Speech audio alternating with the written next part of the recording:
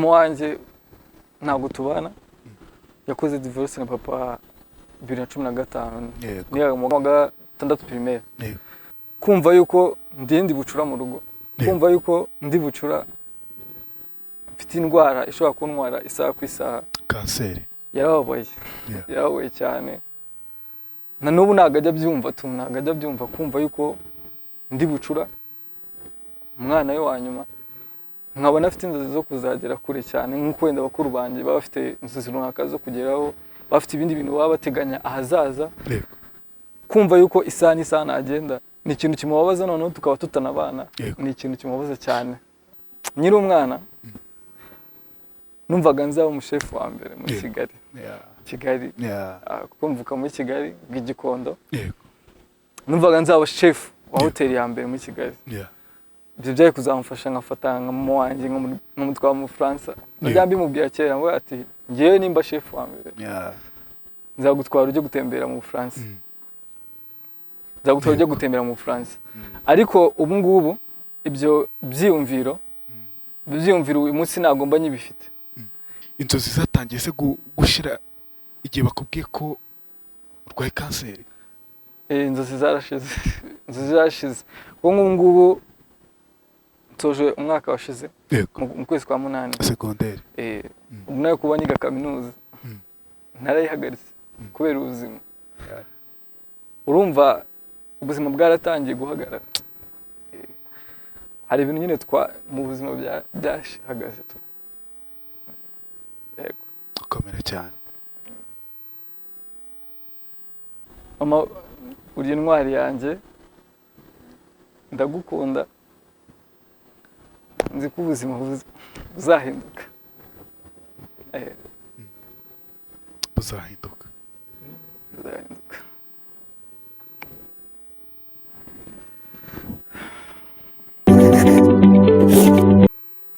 ikaze mu kiganiro inkuru yanjye ikaze muri Sande Park Jardin nziza hano mu mujyi wa Kigali ndi kumwe n'uyu musore muri kureba ahangaha w'imyaka 20 y'amavuko yitwa Munyamahoro Jonathan twe ikaze mu kiganiro murakoze cyane umeze neza cyane ijwi neza cyane kiza mu mpera amazi dutangira ikiganiro ubundi afite vibes nyinshi cyane Jonathan amakuru yawe muri kano kanya reka mbabwire ko kwiguriro akaba ari imwe mu makampani akomeye hano mu mujyi wa Kigali bafite uburyo bushya rero bwakoreza company zifuza guhahira mu mahanga tugirana imikoranire ibintu bikabagiraho vuba kandi ku giciro kiri hasi cyane n'abantu bifuza gutuma ibintu byinshi cyane icyarimwe turaborohereza cyane bikabagiraho kuri make cyane ikindi nuko hari promotion ku muntu wifuza kuba yahahira hanze y'u Rwanda birashoboka ko uyu munsi rero waha ikintu kimwe ukongezwa ikindi kiza ku buntu mu minsi 7 na 14 uko ibintu ubitumye bingana kose biba bikugezeho abantu bifuza rero gutuma ibintu ni karibu kuva ku iherena kugeza ku bintu binini bishoboka hamagara 0781 81 61 80 uyu munsi navuga ngo kwicanya ngaha ufite inkuru yawe y'ubuzima ufite inzozi zawe wifuzaga mu buzima muri ibyo ngibyo waje kurwara indwara ya kanseri y'amaraso n'uyu munsi urayifite reka mbanze mpere kuri kino kintu ukiri umwana muto cyane n'ubu uracyari muto ku myaka 20 uri muto cyane biranagaragara kuri kamera ko uri muto cyane inzozi mu buzima bwawe ufite nizihe cyangwa kuvura umwana inzozi wari ufite nizihe uti ninkura nzabiki ninkura ndifuza kuzabaho gutya ku isi nize nzozi nyiri umwana muto yego nakunda guteka cyane yego ndava nijya kwiga secondaire nziga bijyanye na culinary art njya muri secondaire ngeze muri secondaire ya mbere ni ya gatatu nibwo nakunze ibintu by'imiziki cyane numva nshaka kuzaba umuhanzi kuko twakundaga Buravan twadutuye muri quartier imwe yego icyo gihe tuba mita mura n'abantu babyinaga icyo gihe nifuza kujoininga kubyina ibintu bya dance moderne ariko nkavuga ati ni nsoza amashuri nzagerageza nje ndirimba ko najyaga nandika indirimbo muri class nakunda kuririmba icyo gihe ndabyina nibwo nagiye mu wa 4 secondaire mu mwaka wa 2021 nigaga mu wa gatanu, nari nyisoje hajemo covid dutangiye kwiga ibintu byo kwiga mu kwa 12 twatangiye ikindi gihembwe. Nibwo natangiye kuzangira ibibazo byo kubura umwuka, nkagira ibibazo byo kugwa igihumure runaka, nkajya muri koma kwa muganga buri gihe gitaraganya, naramenya ibigiye kumbaho nyine. Mu kwezi kwa 12 mu matariki 27 nibwo wansanzemo indwara ya kanseri. Ubuzima icyo gihe bwanjye urebye bwarahindutse. Ntabwo natekerezaga ko nzaba ikintu nshaka, ko nari nakurikiranye n'ibyo guteka, ibyo nakubwiye ko nashaka kuba umushefu. Natangiye n'ibintu byo guteka, inzozi zanjye numvishije n'ubuzima bwanjye bwose buhindutse, ariko ntaramva ko nyine bihindutse cyane. Ntabwo nabyumvishaga kuko bambwira yuko ndwaye kanseri, ntabwo numvaga ko ubuzima bwanjye bugiye buhinduke kuko nari mfite inshuti zanjye zo twiganaga, bo twagendanaga, nibo nabwiye ko mfite kanseri. Bamwe baranjajinga, babifata nyine nabi, babifata ko ntabwo nyine tukiri kumwe, ntabwo turi kumwe muri buno buzima. Bagatangira kunkata mu nshuti, mbavugisha bakankata, ntabahamagara ntibanyitabe. Nibwo natangiye kubona ko bya bintu mfite burya biri seriye, bitari bwa buzima nari mfite mu buzima bwanjye bwa busanzwe. Ariko ntabwo ari bose, ntabwo ari bose, ariko abenshi. Ntabwo wabibwiye, ahubwo bakababara cyane. Inshuti zanjye n'ubu tukiri kumwe, zo nabi zibibwiye, birababaza cyane kuko n'abantu icyo gihe twarabyinaga. Muganga yarambwiye ko ngomba gubihagarisa ibintu byo kubyina, ko ngomba gukurikirana ubuzima bwanjye umunsi ku munsi. Mbibabwiye niho nabibabwiriye, naranze kubibabwira, nabanje kubibwira abandi bantu twiganaga ku ishuri, abo twagendanaga ku ishuri. Harimo n'abandi twabanaga mu buzima busanzwe duturanye, agiye mbibwira, nyine nibo babifashe nabi, bamwe muri bo. Abo rero twabyinanaga nibo nabwiye kumagariza kubyina, bambaza impamvu, basanga ko mfite kanseri. Birababaza cyane kuko iyo groupe ninjye usiga bikuriye. Bumva ko ibintu byose twari turimo, inzozi twari dufitanye zose zirangiye, ariko bakomeza kunshyigikira. Bakomera kunshyigikira n'uyu munsi. Bamwe tujyana kwa muganga, iyo ndwaye baransura, bamba hafi kabisa, bangira n'inama nyinshi cyane mu buzima. N'ubu turacyari kumwe bamwe muri bo. Hari ukuntu iyo umuvandimwe wawe, inshuti yawe, uyumvise indwara ikomeye, ugira amarangamutima akomeye cyane, bararize, wagize amarangamutima menshi, utangiye kwibaza kubera iki ari kurira, utajya wibagirwa n'uwuhe Jonathan?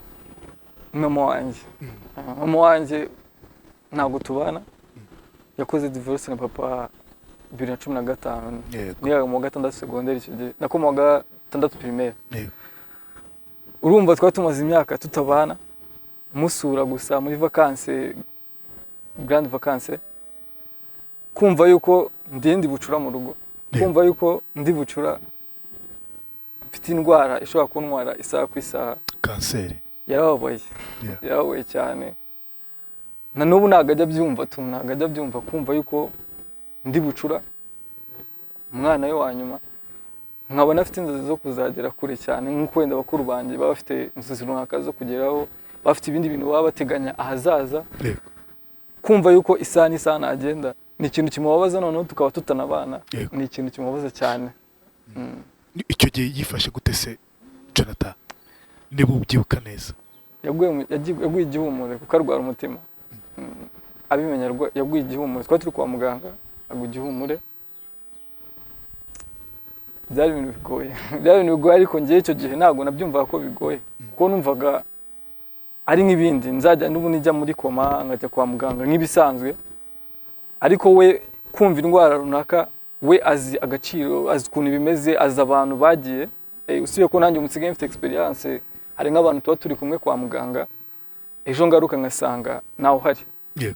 Hari aho turwarana, we akaza bakanayivumbura uwo munsi afite kanseri, ako we nagire n'amahirwe yo kuba yongera gusohoka mu bitaro, aho abarwariye we nkamusiga cyangwa akahansiga akatavamo n'uburi mu buzima urumva ni experience nini cyane kumenya undi muntu runaka ufite indwara nk'iyawe ugenda nibwo ubona ko ubu buzima turimo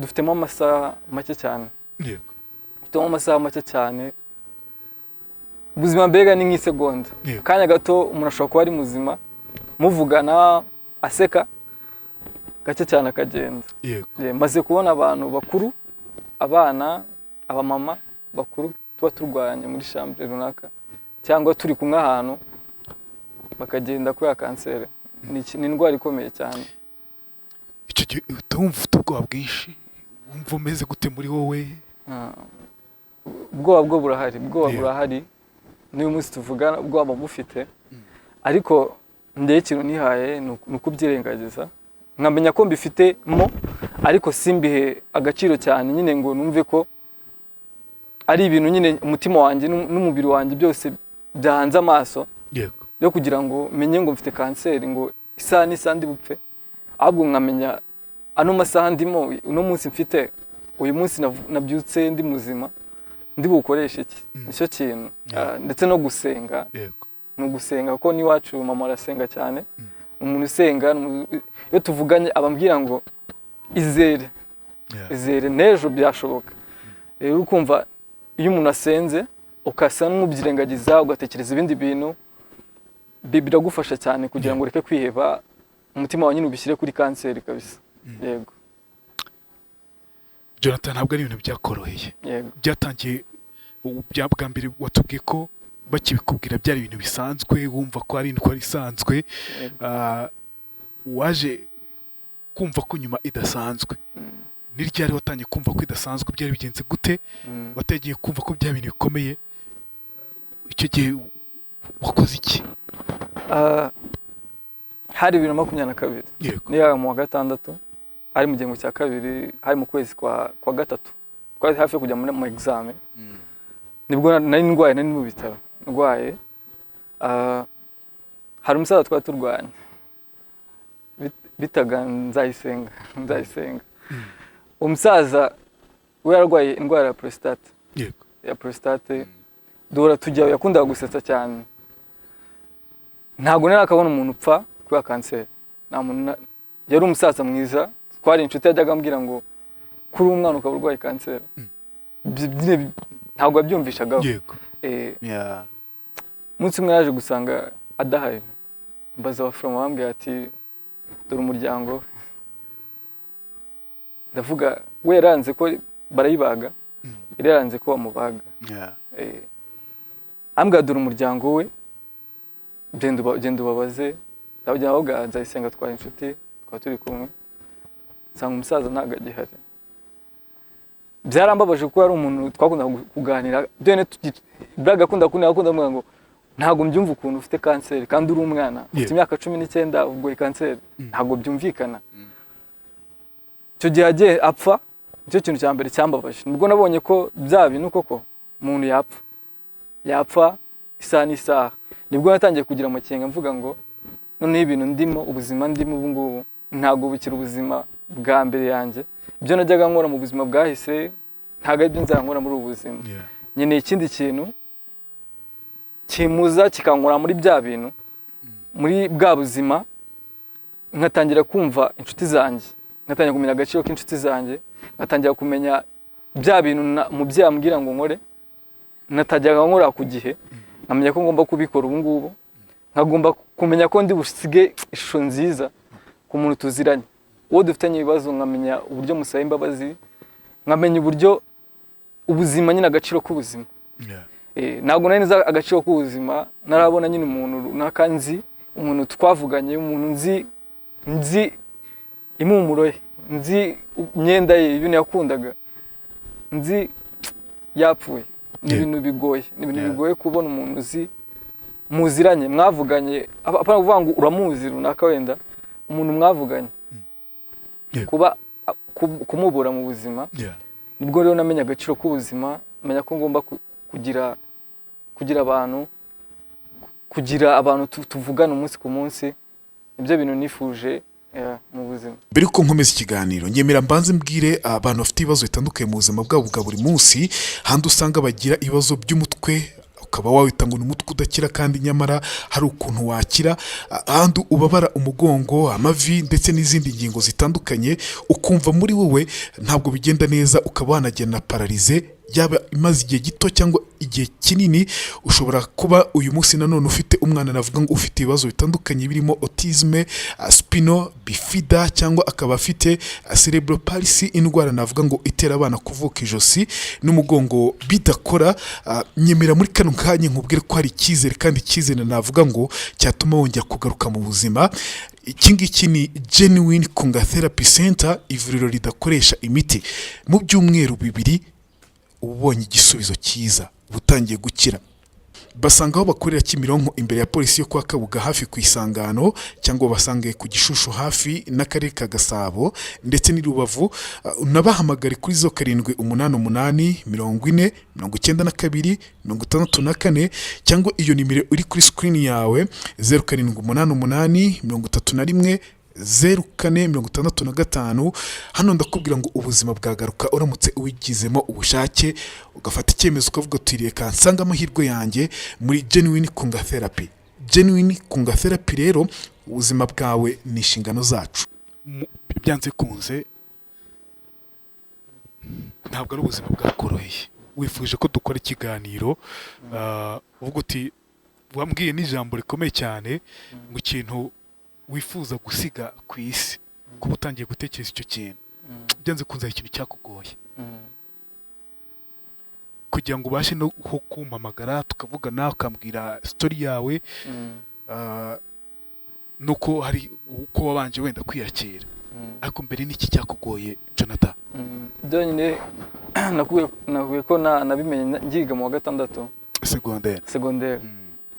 Byonyine kuba wicaye muri class y'abanyeshuri 26, wowe ubizi ko ufite ikintu gishobora kugutwara isaha ku isaha, ubona abandi bantu bari mu byishimo runaka, birakugora kumenya kujya gusiga umubyeyi wawe wakwitegagamo ahazaza heza, wakubonaga nk'akabando k'ahazaza mu minsi iri imbere, ukamenya ko ugiye kumusiga gutyo.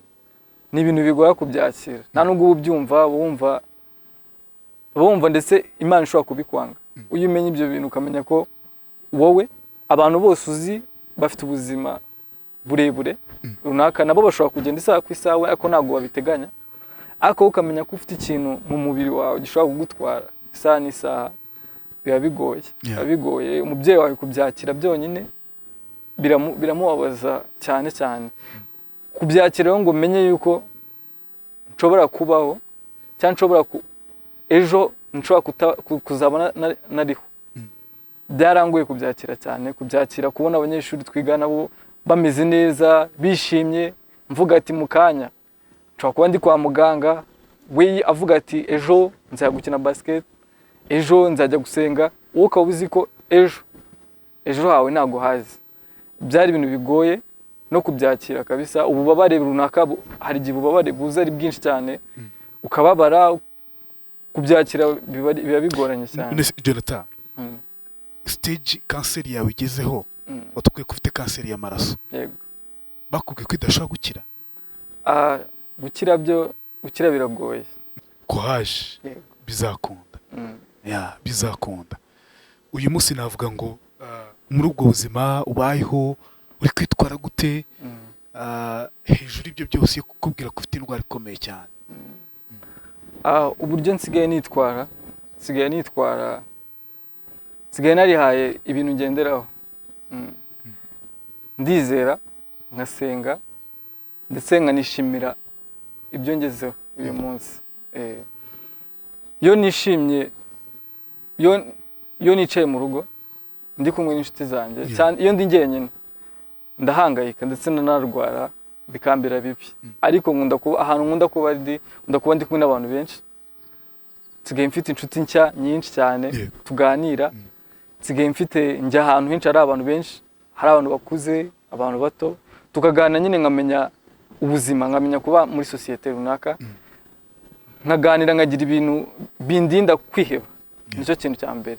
Nkaniragiza Imana, niragiza Imana ndasenga cyane, nifuza gusenga cyane. Kubera iki ukunda gusenga cyane? Kubera iki? Iyo ndi gusenga ntabwo Imana tuba turi kumwe, ariko mba numva ndi kumwe n'Imana ako kanya, mba numva ibibazo byanjye nyituye ibimfasha, kuko niyo nifuje hari ibintu byinshi umuntu aba yarakoze akabogama cyangwa agakora nk'ibyaha mu buzima utabuze warakoze, mba numva ko nifuza nimba mvuye muri ubu buzima ndimo nzagenda ameze neza, nzagenda ameze neza, Imana ndi clear kuri yo, ndetse nkifuza gukora n'ibintu by'urukundo, nkaba numva mugenzi wanjye ntamufasha ibintu runaka ibyo adashoboye, nkunda gukora ibikorwa by'urukundo cyane, nkafasha umuntu tukaganira, umuri mu bibazo nkamufasha kuko nzi kuganira n'abantu bafite ibibazo. Mba numva nyine kuri njyewe iyo ndi gusenga bima imbaraga, bikama n'imbaraga zo kuba ibi bibazo ndimo byose nshobora kubinyuramo bitanangoye, nkabyakira, bimfasha kubyakira, nkumva yuko hari umuntu uri hejuru yanjye ndi kuganiriza ibibazo byanjye kandi uri kunyumva, ububabare bwanjye ari kubwumva nk'uko ndi kubwumva. Niyo mpamvu nkunda gusenga. Ha muntu ushobora kwibaza ati Jonathan nibyo arababaye kumva arwaye kanseri, biranababaje ukiri umwana muto cyane, rimwe akavuga ati byanze kunze hari isomo ry'ubuzima umuntu yiga. Iyo ugiye muri stage y'ubuzima runaka ukajya mu yindi hari isomo ry'ubuzima wiga. Wiziriye isomo ry'ubuzima nyuma yo kubwirwa indwara ikomeye nka kanseri? Jonathan, abantu bose ni bamwe, icyo kintu nize ko abantu bose ari bamwe kandi ubuzima ari buto, ubuzima ni buto cyane. Iyo umuntu arwaye ntabwo bigendera kubura umukire, kubura umukene, kuba ufite umubiri ubyibushye, kuba ufite umubiri unanutse, nyine ubuzima ni buto ku muntu uwo ari we wese, turi bamwe. Ntabwo ubuzima buhitamo, nyine buhitamo kumenya. Isomo ry'ubuzima nuko nabonye ko tugomba kubana neza cyane, tugomba kubana neza kugira ngo, kuko isaha n'isaha ushobora kugenda nta muntu umenya uburyo ugiye, ushobora kugenda warahemutse bikaba atari byiza. Ibyiza ni ukubana neza n'abantu, niryo somo numva mu buzima abantu banakiga cyane, ukabana n'abantu neza. Yego, watubwiye uburyo mama kubyakira byamugoye, nawe ubwawe kubyakira byakugoye. Ninde wundi navuga ngo wabonye kwakira uburwayi bwawe, inshuti yawe, umuvandimwe wawe, umuntu wawe hafi, umuntu byaguye cyane, wundi ninde? Hari inshuti yanjye bita Eme, umuhungu n'inshuti yanjye cyane, ameze nk'umuvandimwe. Yego. Na n'ubu ntabwo nyine iyo tuganira icyo kintu mbona afite nk'umuntu umeze nk'umuntu wagize depression kuri ibyo bintu. Byaramugoye cyane, byaramugoye. Umve ko iyo ndahantu nko mu bitaro niwe muntu wa mbere ungeraho kurusha n'umuryango wanjye, kuko dukunda kuba turi kumwe cyane. Hari igihe bimfata akaba yarangiza no kwa muganga, ariko byaramugoye cyane. Niwe muntu byagoye, niwe muntu nzi byagoye cyane, kuko tugiye twarabyinaga kandi njye wagize ikibazo, ariko we yahise abireka kuko byaramurenze, yumva akomeje kubyina n'ubundi tutari kumwe, byaba bimugoye cyane. Ubwo mubwira iki? Muhumuriza gute? Nanjye sinzi, nanjye mba nabuze uko mbimubwira, gusa ndamukunda arabizi. Biragoye nanjye kuvuga ngo ntari ukuntu namuhoza, kuko nanjye biba bigoye kuba navuga ngo namuhoza gute, ariko icyo namubwira ni uko agomba nyine gushaka ubundi buzima bwe, akabaho nyine yishimye. Nicyo kintu mwifuriza, kandi n'umwana mwiza, umutima we nyine agira umutima mwiza cyane. Jonathan, wivuga nkaho ugiye uracyahari, uri ku isi, uri kubyumva? Icyo kintu Imana ihindura ubuzima mu buryo utamenya, sibyo? Be positive. Ejo bundi kanseri yakira, ejo bundi Imana ishobora gukora ibitangaza bagasanga nta kanseri ufite, sibyo? Iki kintu ntabwo ugitekereza ko Imana yabihindura ubuzima, cyangwa uheze inguni kukavuga uti nyine nuko narabyakiriye? Narabyakiriye, kubyakira byo ndabyumva, ndetse no kwizera ko Imana ishobora kubihindura nkakira, ariko nizera ko nizera mo habita, nizera ko nshobora gukira, ubuzima bukongera bukaba bwiza, nkongera nkabaho n'inshuti zanjye n'umuryango wanjye, ariko nkanizera ko nanone ibintu bishobora kutagenda neza umunsi umwe nkagenda, kuko kanseri ni indwara wenda ushobora ko hari abantu wenda uzi bayirwaye sinzi, ariko hari abantu kanseri ni indwara ibabaza, indwara ibabaza ndetse n'indwara umuntu wese nta cyizere apfa kugira, upfa kwirengagiza, upfa gukora ibintu byose ukunda ariko ubizi ko bigoye, ariko ikintu cyiza ni ukugira abantu baba bakuba hafi, nabo bayeme bose, umuryango wanjye, famiye yanjye, tuba turi kumwe. Iyo mbafite iruhande mbabona mba numva nkomeye, ndetse iyo mbona bamfata nk'aho ndi umuntu, bakamfata nk'aho nyiri wa mwana bazi, biramfasha kurusha uko bamfata nk'umwana urwaye kanseri. Ibintu byose barabima, yaba ari imyenda igezweho, byaba ari ibintu kugenda ahantu runaka, baramfasha nkabibona, nkumva ko nyine ndi umwana usanzwe kurusha uko bamfata nk'umwana ufite kanseri. Ni ibintu byiza ndanabibashimira, ariko mba ngomba kwizera mo habiri, avuga bitagenze neza nanone ngomba gukora ibi ngibi, bibaye bitagenze neza. Bigenze neza nakomeza mu nzira ndimo yo gukora ibintu byiza ndetse no kumenya agaciro k'ubuzima, nkabikoreraho nkabikomerezaho, mbaye nkomeje ubuzima, ngize amahirwe yo kuba kanseri ikize, akitanakize nifuza gusiga inkuru nziza, apana gusiga inkuru mbi mu buzima. Yego. Ni iki kigutera ubwoba mu buzima, muri ubu buzima ubayemo ubana na kanseri? Ni iki kigutera ubwoba iyo utekereje, iyo urebye, ushobora kujya nko mu gikorwa runaka ukumva ubwoba buraje, ushobora nko gutekereza ikintu runaka ukumva ubwoba buraje? Ni iki kigutera ubwoba kurenza ibindi byose? Ikinera ubwoba ni uko ubu ngubu nagenda, ubu ngiye nonaha hari ibintu byinshi mba narapulanze, mba narakora. Nyiri umwana numvaga nzaba umushefu wa mbere muri Kigali, kuko mvuka muri Kigali bw'Igikondo, numvaga nzaba shefu wa hoteli ya mbere muri Kigali. Ibyo byari kuzamufasha nkafata nka mama wanjye nkamutwara mu Bufaransa, najya mbimubwira kera ngo ati ngewe nimba shefu wa mbere nzagutwara ujye gutembera mu Bufaransa, nzagutwara ujye gutembera mu Bufaransa. Ariko ubu ngubu ibyo byiyumviro uyu munsi ntabwo mba nyibifite. Mba nifuza gukora ibintu nkunda mu buzima, basi biciyemo umunsi umwe naba nkoze inzozi, basi ikintu kimwe mu buzima bwanjye nifuje. Inzozi zatangiye se gushira igihe bakubwiye ko urwaye kanseri? Inzozi zarashize, kuko nk'ubu ngubu nsoje umwaka washize mu kwezi kwa munani segonderi, ubu nayo kuba niga kaminuza narayihagaritse kubera ubuzima. Urumva ubuzima bwaratangiye guhagarara, hari ibintu nyine mu buzima byahagaze. Yego, ukomera cyane. Yego. Jonathan, reka nkubwire ni komera, Imana ishobora gukora ibishoboka byose, gukira wakira, sibyo? Mama wamubwiye ko ufite inzozi, amenye ko zo kumukiza, kumutwara mu Bufaransa, umaze kurwara kanseri se ntiyaguhumurije akakubwira ati birashoboka ko inzozi twazigeraho nanone? Yego. Nkunda ibintu byo kuririmba nabikubwiye. Baramfasha kujya muri studio, yarambwiye ngo inzozi zawe wenda wari ufite mbere ukiri umwana ubu zishobora kuba zitakunda nk'uko wabyifuzaga, ariko ibintu ukunda nagufasha kubikora bikaba ari byo nzozi zawe ubu ngubu.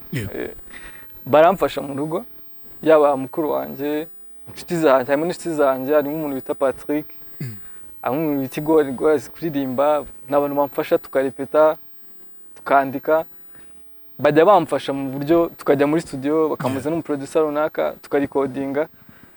Ibyo ni ibintu bamfasha kugira nkore inzozi, basi ntabwo mfite inzozi zo kuba nabo umushefu aka kanya, kuko bisaba experience, bisaba amashuri yandi kaminuza nari kuba narakomeje kwiga. ese kuki utakomeje?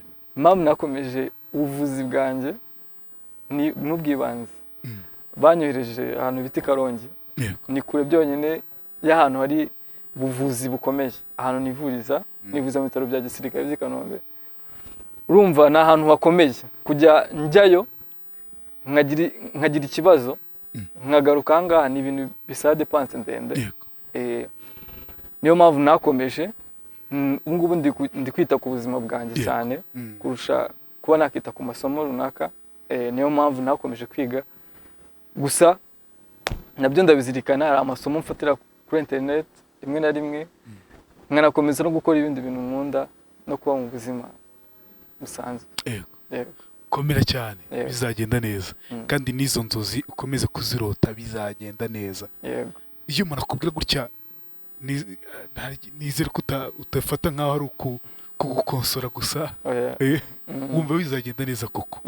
Icyo kintu cyizere ko bizagenda neza. Utubwiye ko ukunda kujya kwa muganga ukajya mu bitaro, biba byagenze gute Jonathan? Hari indwara mba narembye cyane. Ni crise runaka, mba narembye cyane icyo nagiye kwa muganga. Naho ubundi njyayo nk'ubundi nk'ibisanzwe rendez-vous.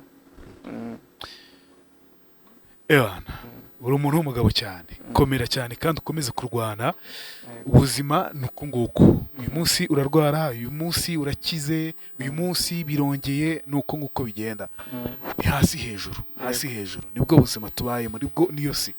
Wowe icyo nakubwira cyo, ukomeze inzozi zawe, ukomeze wige, ukomeze uteze imbere umuziki, ukomeze uteze imbere impano yawe. Hari umuntu uri kudukurikira muri kano kanya wenda wagize iyo ndwara cyangwa wagize n'irenze iyo ufite, uyu munsi bikaba bitameze neza cyangwa se byaranakize, sibyo? Ashobora kuba yaguhumuriza akakubwira ati sasa Jonathan, jyewe dore uko byagenze narakize. Manu uzi ko abantu benshi cyane tuziranye bakize. Ngo nk'urugero uzwi witwa The Keza, twigeze kuganira muzi kuri social media. Ntabwo umuzi, ukunda gusetsa, umugore ukunda gusetsa cyane. Ni umumama ukunda gusetsa, mama w'umujene utajyana umukecuru, ni umujene. Yarwaye kanseri igeze kuri stage ya 4 arakira.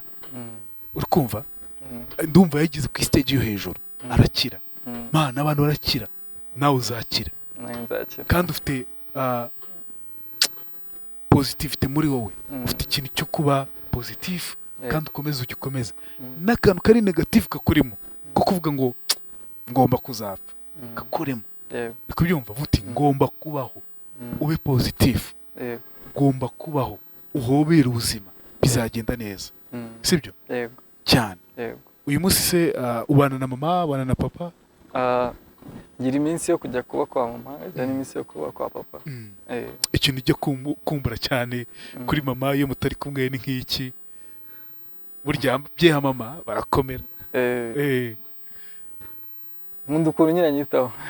Anyitaho n'ubundi nubwo tutabana, tutaba turi kumwe, ariko tutaba tutari kumwe cyane.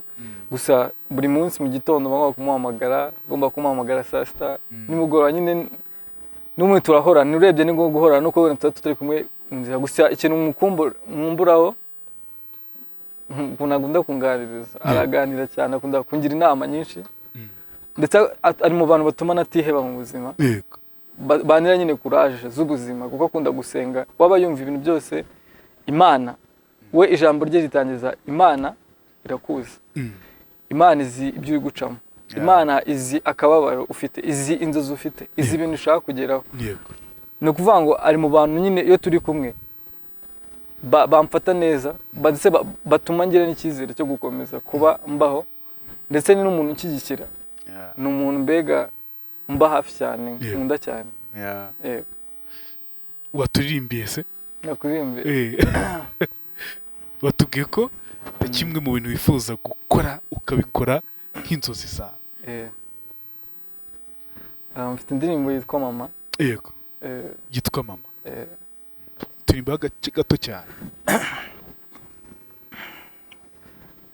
Ni wowe ambasaderi w'Imana kuri ese, ni wowe uzi imvune zo kurera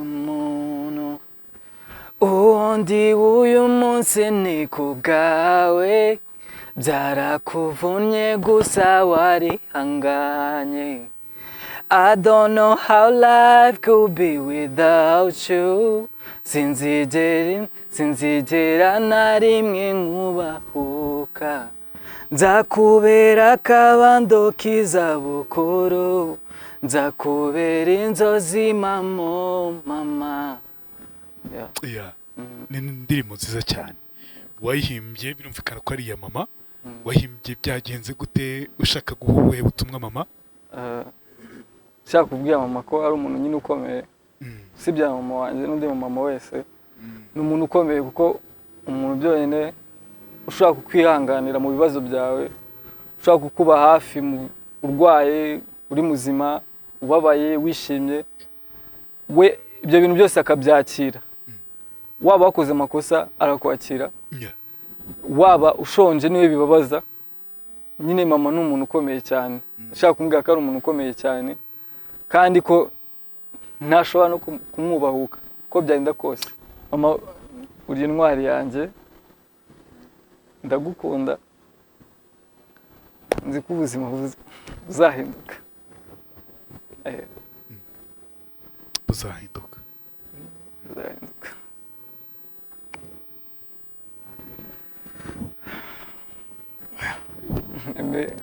Ndagukunda cyane, warahabaye ahantu hakomeye cyane. Ndakwifuriza ndetse n'ibintu byinshi byiza mu buzima bwawe. Uzaza ibyo wifuza gukora uzagera imigisha myinshi cyane. Ndagukunda cyane ubizi. Yego. Jonathan. Yego. Papa ni umuntu ukomeye kuko ni umuntu ntabwo akunda kwerekana amarangamutima. Gusa nk'iyo ngiye nko kuremba ni umuntu ari mu bantu babyumva cyane. Nk'iyo natinze nko gutaha dukwiye inshuti zanjye, ni umuntu naha nyine ambwira ngo wari uri he, kuki watinze, ni umuntu nyine ukomeye cyane. Ni umuntu ukunda kugira impungenge, ni umuntu kandi unzirikana cyane. Ni umuntu unyitaho mu bushobozi bwe bwose. Ni umuntu sinzi ko namuvuga tu, gusa ndamukunda. Nkabo ngabo ni intwari zikomeye cyane. Muri kano kanya rero reka mvuge nti igihe uzaba wakize tugomba kugaruka ngaha tugashimira Imana, sibyo? Kandi bigomba kubaho, bigomba kubaho byanze bikunze. Ubu gukira kanseri ukaza tugashima Imana tukavuga tuti Imana yarakoze, sibyo? Imana yarakoze cyane. Muri kano kanya dusoza ikiganiro cyacu, ndashaka kumenya impamvu yatumye umpamagara ko utireka dukorana ikiganiro. Ni iyihe? Abantu benshi bafite kanseri, abenshi bakunda kwiheba, benshi cyane. Iyo babimenye bakunda kwiheba. Numvaga umuntu avuze inkuru ye, hari umuntu runaka uri hanze. Njyewe ntabwo nihebye. Yego. Ntuzihebe ntabwo Mana. nihebe. Ntuzihebe. Kuko ndasenga. Yego. Kandi nkunda umuziki. Ubu ngubu nicyo kintu nshoboye kuba nakoramo. Yego. Ntabwo mbizi cyane, ntabwo ndenze, ako ni ibintu nkunda muri njye. Ni ibintu nshobora nkagenda nka recordinga bikamuza kuba nakiheba, kuba numva mfite kanseri, nta kintu nshoboye gukora, nta kindi kintu. Wa muntu rero wihebye ufite kanseri, mwifuriza ko yakishakaho akabaho, agashaka uburyo abawe muri kino gihe aba afite. Aya ni amahirwe ya kabiri y'ubuzima. Iburyo ufite ikintu utagiye ukiri ku isi, ufite amahirwe ya kabiri yo guhinduka. Nimba hari umuntu utajya wita ku bintu, ukamenya ko ugiye kwita ku bintu no muri uyu mwanya ufite, ni amahirwe ya kabiri y'ubuzima. Nifuriza umuntu wese n'udafite kanseri, n'ufite ikindi kintu, ndetse n'uri muzima, kuba yamenya ko hari umuntu uba ufite amahirwe ya kabiri, atafite amahirwe ya mbere. Awe afite amahirwe na nk'atatu mu buzima umuntu afite kanseri. Twebwe abantu bafite kanseri bafite nk'amahirwe nk'ubundi buzima bwa kabiri bwo kubamo. Banumva wabitwara neza, ukabamo neza, ukishaka, ukamenya wowe, ugakunda ndetse n'Imana. Yego. Yego. Hakandi karimbo dusorezaho cyangwa tuzazirimba utaha? Kandi karimbo. Yego. Nakunda gafite. Ko nakabakobwa. Yego. abakobwa ariko bananiranye. Yanze gukundwa ngo yigize agabara, ishakira dolani ikozwe na amol, nakigirwa inama yikundira ibya agafari hafi inzoga n'itayari, lompe mu kabwibi widi mu buswingi, imiryango yaramaganye, ababesti barahukanye, urukundo rurumagaye, imifungo arikoreye, ngo yigize bandi akina bandi police. Jonathan akaba ariyo twaganiraga, akaba ari umusore w'imyaka 20 y'amavuko, akaba ari umusore ufite ubuhamya bukomeye cyane bw'uburyo yarwaye kanseri ariko ufite icyizere cy'uko agomba gukira. Nanjye wicaye ahangaha afite icyizere ko agomba gukira, tukagaruka hano dukore ikiganiro cyiza cyane kishima Imana.